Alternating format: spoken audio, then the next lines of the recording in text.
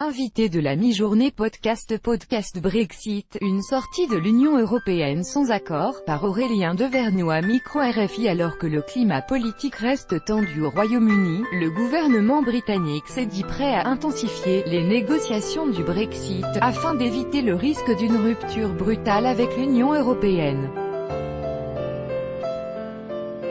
L'analyse de Jean-Dominique Giuliani, président de la Fondation Robert Schuman, spécialiste de l'Union européenne.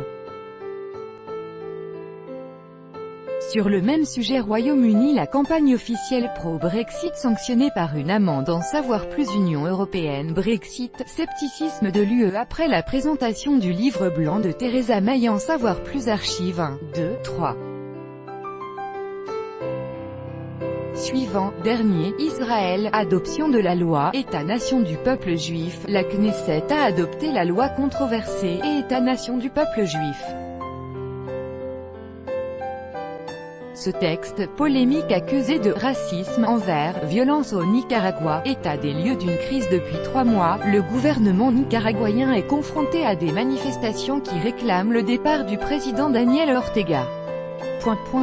Sommet Trump-Poutine à Helsinki, déception à Washington lors du sommet qui s'est tenu lundi 16 juillet 2018 à Helsinki entre Donald Trump et Vladimir Poutine. Le chef d'État américain a refusé. Sommet à Helsinki, Poutine est-il en position de force face à Trump?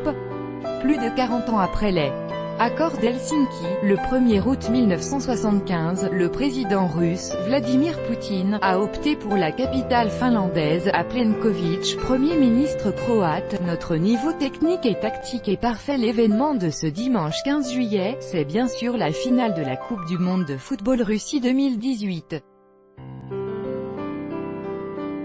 Finale qui va opposer à Norio Maruyama, Japon. Le Japon et la France ont un partenariat d'exception. Le Japon est l'invité d'honneur ce 14 juillet de la fête nationale pour le 160e anniversaire des relations diplomatiques franco-japonaises.